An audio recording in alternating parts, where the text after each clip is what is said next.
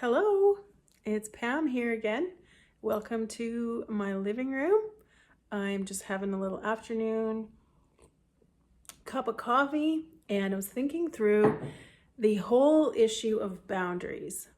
Boundaries has been a really significant aspect of my life in learning how to cope with the present, in dealing with the past, in even looking ahead to the future. So setting boundaries is a really difficult thing for people, especially certain kinds of people, the kind of people that I am. And so I wanted to just walk through a few of the different stages that I have had to walk through. And as I'm going through those, if I get to a stage where you're like, ooh, I would like to know more about that one, just leave, a comment down below and I can, maybe I can do a video just sort of unpacking it more. But this is more of an overview video, just talking about the process that I've gone through in figuring out how to set boundaries, and also, talking to other people and observing their life and what they've told me. So the first stage is realizing that you need boundaries. Now, this was a very slow dawning process for me. And one example that comes to mind is a very innocuous example, but I used to love to go to the Clinique counter at the Bay. And so I think I was there in my maybe early 30s, just checking things out and got talking to the lady at the counter, and they're always very kind and asking about different products, and maybe if they had one of those spring deals where you buy one thing and then you get this nice makeup case filled with little goodies. So I do love the Clinique counter, but when she asked me if can we call you, and I mean, my first thought was no. I really don't like random calls. I really don't like dealing with salespeople. I am terrible at it. I just cave in a lot of the time, especially if they're pushy or anyway. So of course my thought is no, but what do I say? I say yes. Sure, here's my number. I gave them my phone number. And so I have got so many calls from the Clinique counter, and it doesn't matter if I block the number. It doesn't matter if I've talked to them and I've said, please take my number off of this list. No, it has been years now, like, I don't know, upward of 15 years that I keep getting these calls. And if I had just said no, if I just listened to that internal no, then I wouldn't have had to deal with that. So that's just a small example of how not having good boundaries and not being able to say your no can affect your life. There are so many other more significant, important examples I could use, but I don't want to, throw people I know and love under the bus, or if I ever have any family members watch this, I don't want them to think, oh, she's talking about me. Anyways, that's okay. So realizing you need boundaries, that's the first thing. So recognizing that fawn or freeze response. So I would often just, the fawn, the deer in the headlights, or freeze and feel totally unempowered to say no and end up saying yes. The second stage, after realizing you need boundaries, is trying to set boundaries. The first stages of trying to set boundaries can be really, touch and go. You can overdo it. You can underdo it. For example, there was one boundary that I knew I needed to set because it made me really upset, and that was someone who would just walk into my house, like a family member who would just walk into my house without knocking.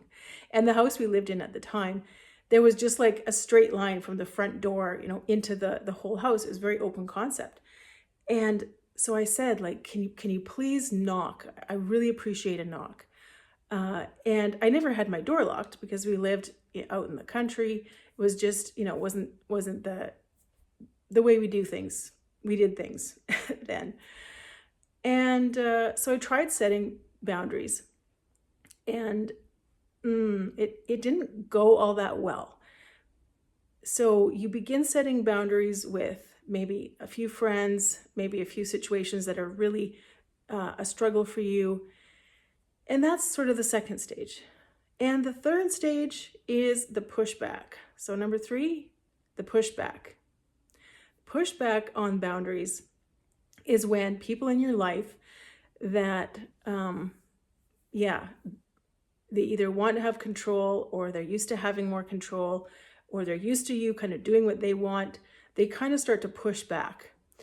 And so what happens is internally, you will have this exhaustion, maybe this guilt, this unpleasant feeling, and that overpowers the desire to have boundaries.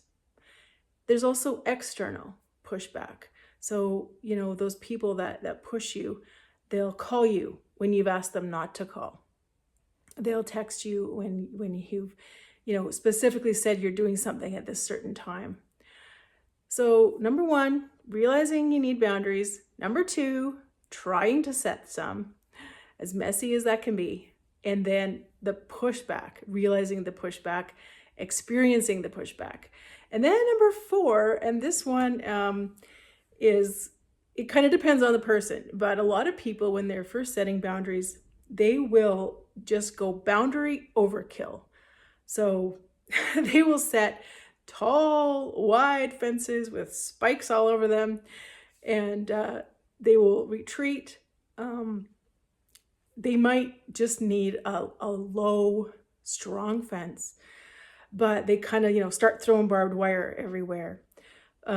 And that can lead to broken relationships. It can lead to loneliness, discouragement. Just that trying, okay, fine. If you're going to push back, well, then I'm going to push back even harder. And sometimes, it snowballs and it actually does the opposite of what you're really hoping. So that's kind of the stage of boundary overkill. Alternative to that, if you don't overkill the boundaries, you might just like stop trying and just leave it, because it's way more work to try and have a good boundary, to try and find your no, than it is to just say yes and keep the peace. So that kind of leads to number 5, if you're going through stages that we could give them numbers, and that's the choice. So you have a choice at that point. When things kind of aren't going well, there's overkill in the boundaries, there's high fences, there's broken relationships, or they're just not working. And that is the choice to either keep trying or just give up in the name of peace. And I've been there lots of times. The problem is the peace that comes is the peace for the other people in your life, or organizations, or whatever's trying to, get you to cooperate. And they have peace, but you never really have peace. And so when you make a choice in this stage, often more wisdom will come.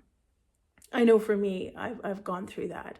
I've started to think through the boundaries more carefully. What do I really need, and what can I give up?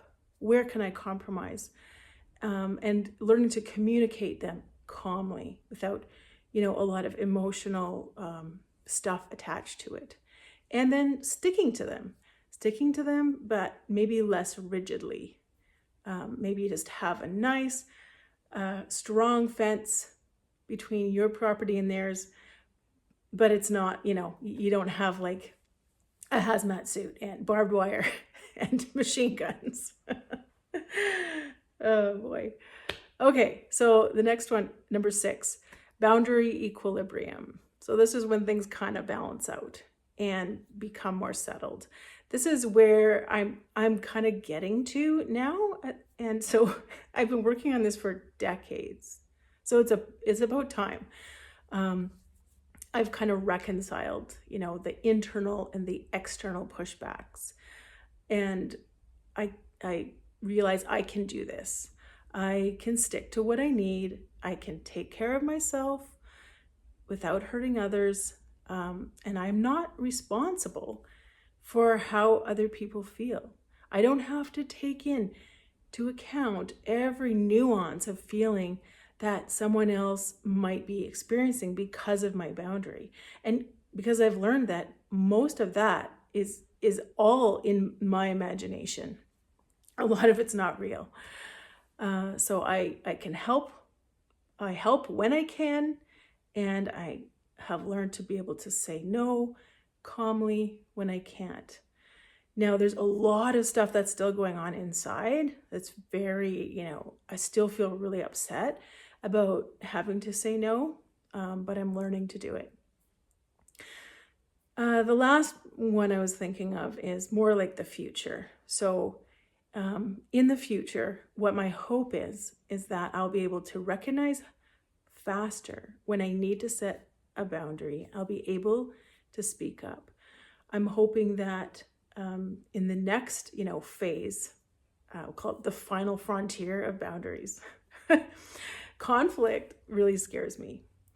And conflict can still scare you, but you're learning to love yourself more than you fear conflict. I'm learning to care about myself more than I fear conflict. And boundaries are such a good way to take care of yourself, to give yourself space that you need. And wisdom with boundaries means that you realize that they can go forward, they can go back.